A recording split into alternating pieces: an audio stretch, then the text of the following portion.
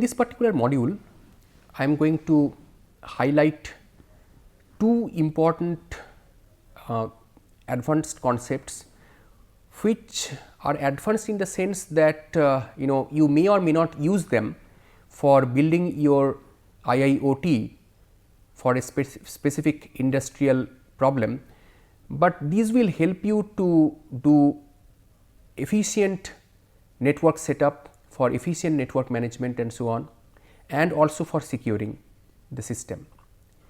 These are important, these are not mandatory, but are definitely important, and I would recommend that one should consider these technologies for implementation in a real IIoT setup that is being made.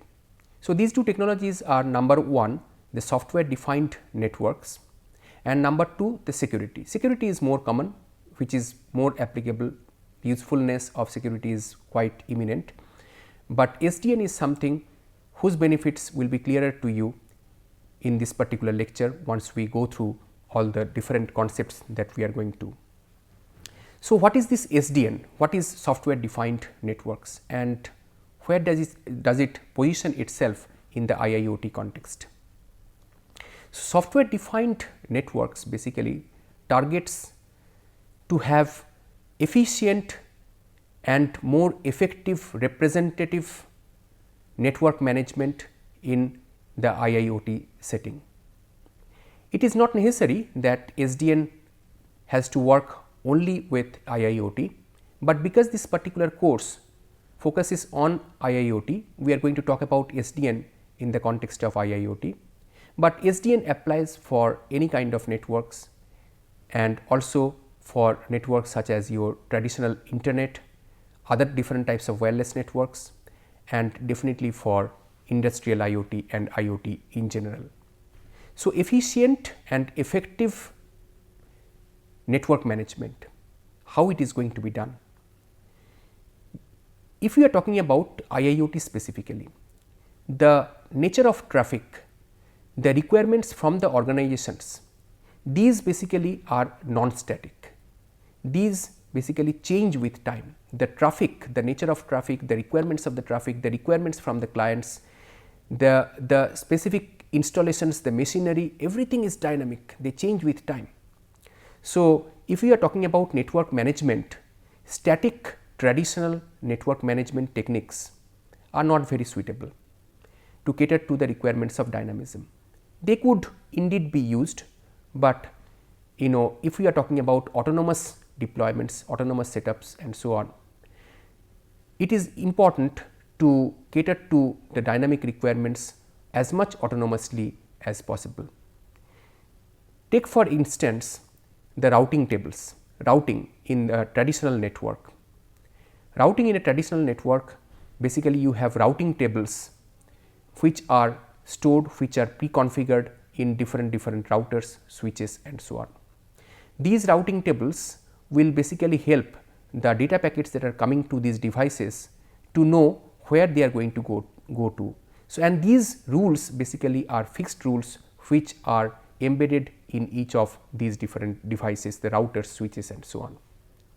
But if the traffic requirements change, if the overall requirements of the system changes, if the system architecture changes over time, then static rule based routing mechanisms are not very suitable. This is just an example that I just gave you, and you can extrapolate it to cater to the other different types of requirements, scenarios and so on. So, for which you need to have dynamic mechanisms in place. So, SDN is one such technology which can help you to address the requirements of dynamism that are there in most of these industrial communication settings. So, what is this SDN? In SDN, we are typically talking about decoupling of the data plane from, or the decoupling of the control plane from the data plane. So, earlier traditionally in most of these switches, routers that are used in the internet conventionally used to have everything together. The control mechanism, the data, everything is basically stored, pre-configured, static in each of these individual network equipments like your router, switches and so on. In SDN, what we are talking about is how you can separate out the control from these individual data that are stored in each of these different network equipments, and have a separate layer which is the control layer, having an entity, a network entity which is termed as the controller. So, that controller is the one which is going to control each of these different network entities which are there, like switches, routers, etc. And this controller entity, the network entity controller, basically is going to help in controlling each of these different devices which are part of the data plane. So, what is this SDN? It is the restructuring of the current network infrastructure for improved network management. So, when we talk about restructuring, as this particular term, the qualifier, suggests that it is not a new technology, but a technology that will help you to re-engineer, to reshape, to relook at the current network, the conventional network architecture, and provide an efficient mechanism of doing things. So, how it is done? As I told you earlier, it can be done by separating out the control plane from the data plane, a process of decoupling that will have to happen, and by which the traditional forwarding devices will only take care of what they are instructed to do by the controller, the control plane equipment. So, holistically, this is how this SDN architecture is going to look like. So, this SDN architecture, irrespective of whether it caters to the IIoT or IoT traffic or not, is going to have three different layers broadly. One is your data layer, second is the control layer, and third is the application layer. So, we have three different layers. Layer 1 devices are like forwarding devices like your routers, etc., these different forwarding devices.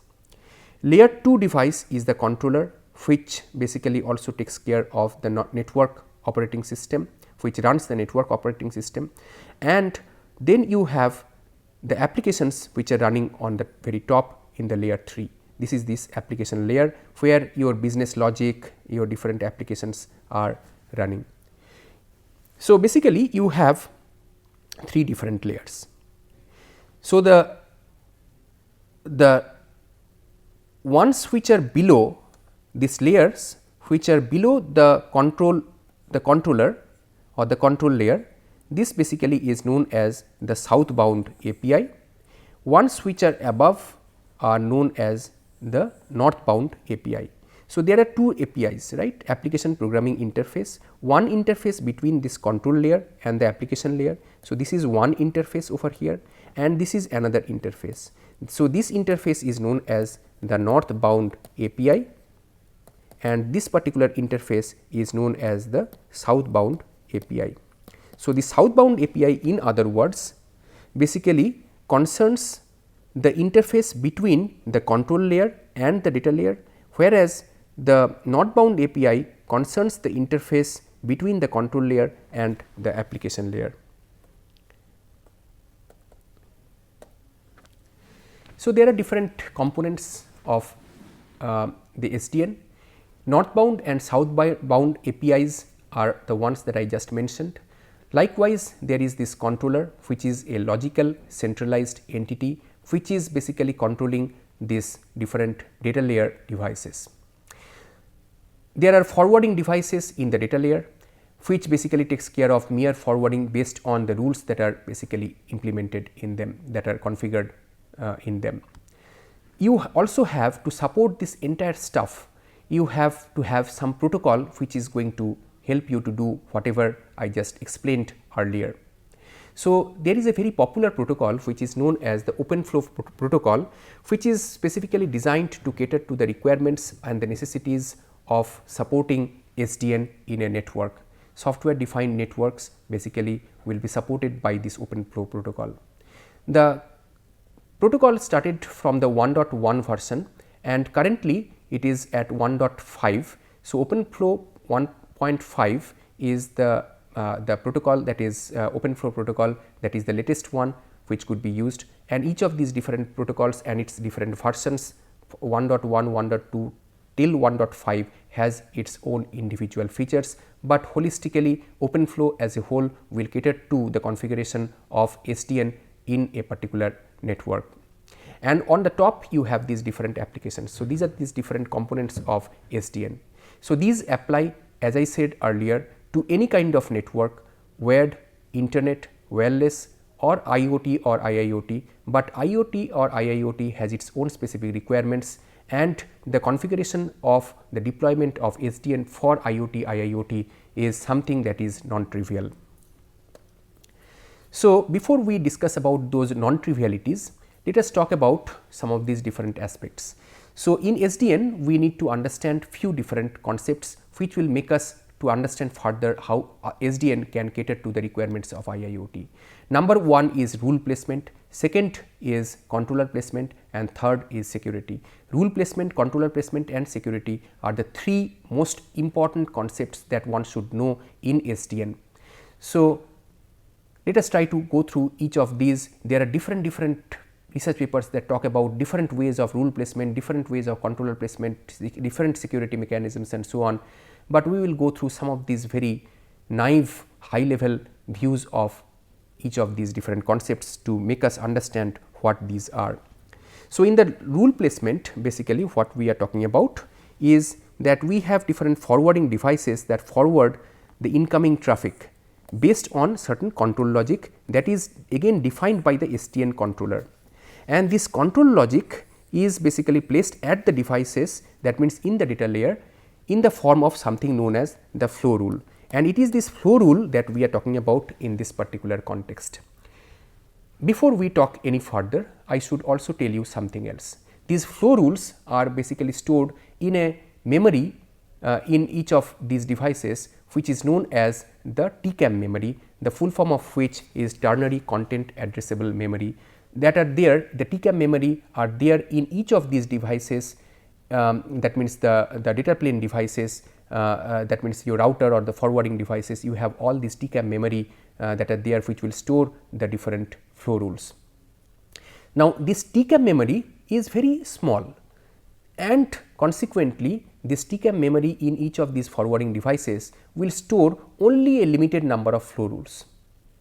So, this only a limited number of flow rules can be stored, and that makes the life challenging about how you are going to design your flow rules and so on, because you have very limited space in the TCAM which can store your flow rules. If that was not there, you could have, if that constraint was not there, you could have a bunch of different flow rules all being stored in the TCAM memory for further use, but because that constraint is there, you need to now know how you are going to design your flow rules, where you are going to place, how you are going to place and so on of these different rules.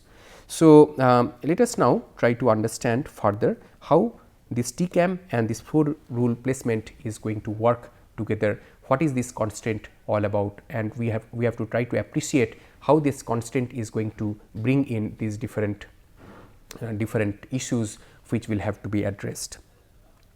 So, let us say that you have all these different flows that are coming, right. So, let us say that first you have two different flows like the ones that are shown over here. You have two different flows. Like the ones, let us say that these two flows have already come in. So, the flow rule for the first two flows are already inserted because that was not already there. So, it is already inserted in your TCAM. So, then corresponding actions for these different flow rules are also mentioned in that data plane. So, basically you have for each of these flow rules, you have the corresponding actions that are also specified. So, if certain traffic comes next, so what is going to happen is this matching is going to be done with this particular flow rule, and based on this particular matching, if the matching happens, then the corresponding action that is specified against these flow rules are going to be taken. So, these actions are going to be taken. Now, let us say that you have a third incoming flow that comes. This is this third one. Let us say that we have to deal with this third one. So, first and second already dealt with, stored over here. So, 1 and 2. 2 already stored, now the third one comes.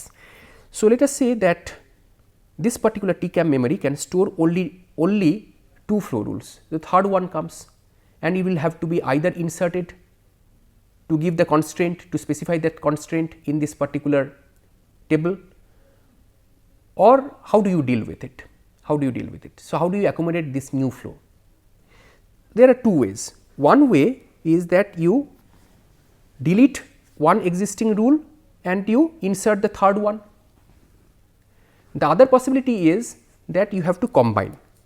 So, you can, using some wildcard or other mechanisms, you can have combined rules which will cater to multiple such rules together, which will combine multiple rules together. For example, over here you can have S 10.0.0.2 and here also you have S 10.0.0.10. So, you can have a wildcard and you could have something like S 10.0.0. star which will match both, but then although you can combine in the using a wildcard like star etc., you could combine these two in the form of one rule, but then that will also not make it very specific, right. So, those constants are also there, but in certain cases this kind of combination will make sense and one could use. So, what we have seen is that a TCAM memory has its own different constraints. We could only store few rules in it, and if you have a additional rule coming in which cannot be stored, then it has to be handled in a certain way. Wildcard mechanism is one, but then it has its own disadvantages. So, let us look further. So, that was the rule placement, and one problem with rule placement, like this there are so many different problems, these different research papers that talk about rule placement in SDN deal with, and they identify the problems, they solve those problems and so on, but I think it is sufficient in a short lecture like this to know only what the main issue is and what are the different aspects of it. The next issue is the controller placement. In controller placement, we are typically talking about issues of dealing with identifying the number of controllers that might be required in a particular setting, identifying what should be there to be placed, how you are going to place it, which architecture will be followed, whether it is going to be a flat architecture, hierarchical architecture or other architectures that might be used to place the controller, and whether we are going to have some kind of fault tolerance in the event that some entity, maybe the main controller fails, whether we are going to have fault tolerance to adopt a backup controller to be also in place which will take over if the main controller fails. So, all of these different controller placement issues are the common ones that are researched in the literature, and different solutions are provided. Security issues like installing firewalls, dealing with denial of service attacks, offering reliable secure connection between the controller and the forwarding devices in the data layer. These are some of these different security issues that are also of concern in the context of SDN. Different applications serving different requirements such as network management for backbone internet, traffic engineering, load balancing, dynamic access control between the user and the access points, mobility management. These are some of the issues that are researched, and there are different solutions to them. I have cited some of these different literature in case you are interested to know about in detail about any of these different issues, their corresponding applications in SDN and so on. Then these are some of these different research literature that one could go through. These are some of these different papers that belong to us. We are the ones who have authored these papers in our research group. So, you could go through these. There are many other papers on SDN that we have authored. In case you are interested, you are encouraged to go through my Google Scholar profile. You will be able to go through you will be able to find the corresponding literature, the works that we have done on SDN, and if you are interested further, you can go through them, and if you are in doubt, you could connect with me regarding any of these different papers that we have on SDN. Different other issues such as the issues of management, sensor network management, application level issues, IIoT, IoT and so on. These are some of these papers again that belong to our research group, and you are encouraged to go through them along with the other research papers that I have listed over here in these 2 slides.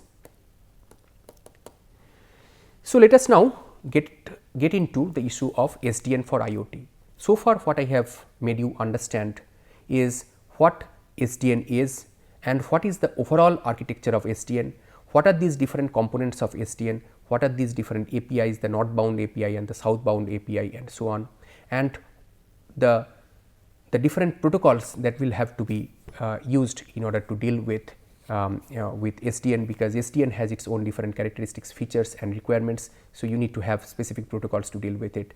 The OpenFlow versions 1.1 to 1.5, these different versions of the OpenFlow protocol is a popular one that is used for catering to the requirements of SDN. So, let us now look at IIoT, catering to the IIoT scenarios, industrial IoT, industrial machinery fitted with different sensors, actuators and so on, and software defined IIoT, what is this architecture. So, this is this architecture that I have taken from this particular reference that you see in front of you.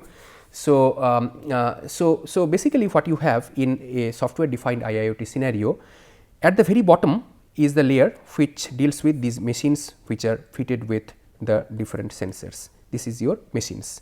These machines could be any industrial machinery, manufacturing machinery, power machinery and so on. So, any machinery basically which has these different devices such as sensors, actuators and so on. These are fitted, these sensors, actuators etc., these are fitted through this interface layer, interface board having these sensors, actuators on top of these actual physical machines. And then you have this controller, these are basically your device layer, this is your control layer, controller, and then you have on top you have this the cloud which basically caters to these business applications, business logic, pricing, billing, analytics and so on, security and so on. So, this particular API is your southbound API over here, and this is your northbound API. So, these 2 APIs are over here catering to these different requirements.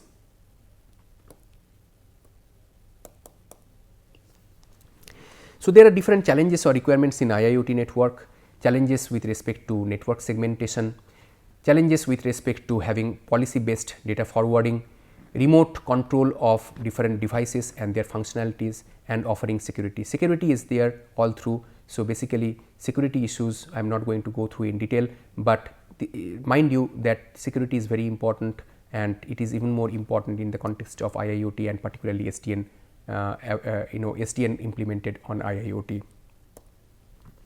So, what is this network segmentation?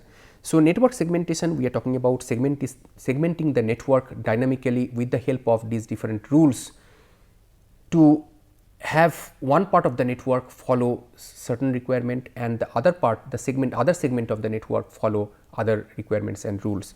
So, let me just show you what I mean by this. So, what we are talking about in this context is, let us say that you have a certain network like this. So, we are talking about in network segmentation having let us say that coming up with certain rule which will partition this network or segment this particular network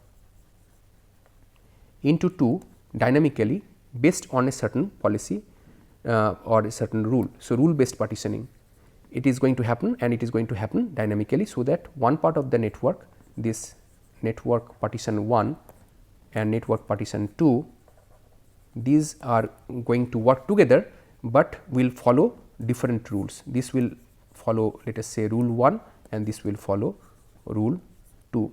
So, rule 1 could be like at the transport layer, this could be following, let us say, UDP, whereas this one, this part of the network part 2 will follow maybe TCP. This is just an example, but you could have different other policies implemented in the different parts of the network, and this is very, very important in the context of IIoT. The reason is that in IIoT you have a large industrial setting, and in this large industrial setting consisting of large different types of machinery, not all of which are homogeneous, all of which are catering to different requirements and so on. Some machinery might be catering to real time, ultra real time requirements, whereas other parts of the other machinery and other parts of the system, that other parts of the network might be catering to other non real time requirements and so on. So, basically segmenting this network dynamically based on certain rules, based on certain policies, and having them run different protocols, different policies, etc., is very important in a industrial or manufacturing power plant manufacturing setting. So, policy based data forwarding is the second one. So, here we are talking about different in a context of IIoT, we are talking about the use of sensors and actuators again, and they will have to be placed to monitor or actuate real time status of certain industrial requirement, and these forwarding policies will need to be implemented, and they will so in many cases they will change dynamically depending on the requirements, the real time situation that is there. So, these will have to change. For example, temperature data may have higher priority compared to humidity data or vice versa, and in different parts of different periods of implementation, different time periods, basically these requirements may also change. In certain parts of the network at certain points will have higher priority, let us say, to the temperature data, whereas in the other instances of the time domain, basically it might so happen that the humidity will have more priority over the temperature and so on. To dynamically cater to these kind of requirements, changing requirements and so on, SDN is useful, and this is even particularly useful for IIoT requirements of this particular sort, the example of which I just gave you. So, rule based forwarding policies in SDN would be able to meet the dynamic change in the requirements of IIoT. Remote control of the devices functionalities is very important. Remote actuation, remote control of these different devices is important, and SDN can cater to this particular requirement in a dynamic fashion as and when and the requirement changes, it can be done. So, these things are very important. Security, as I told you before, we are talking about the security of an SDN enabled with SDN enabled on top of IIoT. So, flow based forwarding has its own security vulnerabilities, and also different DOS attacks can be performed, and we can think of these different vulnerabilities where the DOS attacks can be performed in the case of use of SDN and so on. So, taking care of these issues, implementing security protocols in the controller, for instance, is very important. So, taking care of all these different issues is very important. So, you need to have a security layer basically implemented, or it can be implemented vertically across all these different layers. This is very important from the point of view of implementation of security, either horizontally or vertically across the different layers of SDN for IIoT. So, there are different requirements which will have to be taken into account to build SDN enabled IIoT systems. So, for example, low latency virtualization is a very important requirement. So, here actually software defined also brings into picture the necessity of virtualization, network virtualization, storage virtualization and so on. So, low latency, that means in very little less time you will have to cater to these virtualization requirements, because you are dealing with industrial machinery operating in very high speeds, throwing large amount of data, actuating in very high speed and so on. So, low latency is very important, that means in very less time the things are going to be done. Low latency virtualization, that means virtualization in very less time, least time virtualization will have to be done in order to cater to all these high speed requirements, real time requirements and so on. Deterministic networking is very important here. It is very important in SD IIoT scenarios to have the logical centralized view of the network, logical instantiation of the physical network and so on. And rule based priority forwarding has to be implemented to enable deterministic forwarding of traffic over the network, so that the events are processed in order. High availability is very important, fault tolerance feature is very important.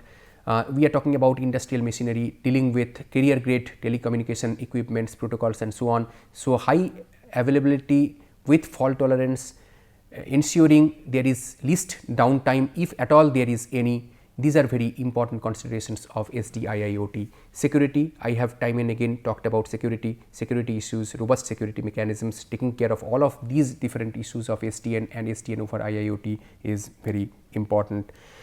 Applications, up to date applications, having open architecture of devices, running different administrator specific requirements and making them up to date in a cost effective secure manner is also very important for SDIIoT. So, if we look at the current state of practice in the case of automation in industries. So, this is a global view and architectural view of of automation as it currently stands now. So, basically you will have in the case of automation in these settings, you are going to have different levels, right. So, you have level 0, you are going to have level 0 sensors, basically the having different sensor equipments. Level 1 is going to be the digital controller and the controller devices and so on. Level 2 is going to be the supervisory control like SCADA, PLC, HMI and so on and so forth. And level 3 is going to be dealing with all these different applications, computation, business logic implementation, analytics and so on. This is the typical layered architecture of automation as it stands now. Now, if you want to implement SDIIoT on these kind of settings, you are going to have something like that. This is the holistic pictorial view of software defined IIoT or software defined automation. So, unlike in the previous scenario, what we are going to have over here is something like this. You are going to have levels 1 to 3 from before in this virtualized system. So, basically these levels 1 to 3 will deal with stuff like software defined digital controllers, software defined PLCs, software defined data acquisition systems, software defined HMI, process control and so on. And so, these are going to be software defined virtualized systems, virtualized instances and so on. And in level 0, you are going to have these virtualized servers that will interface with the sensors and the physical devices via the data center networks.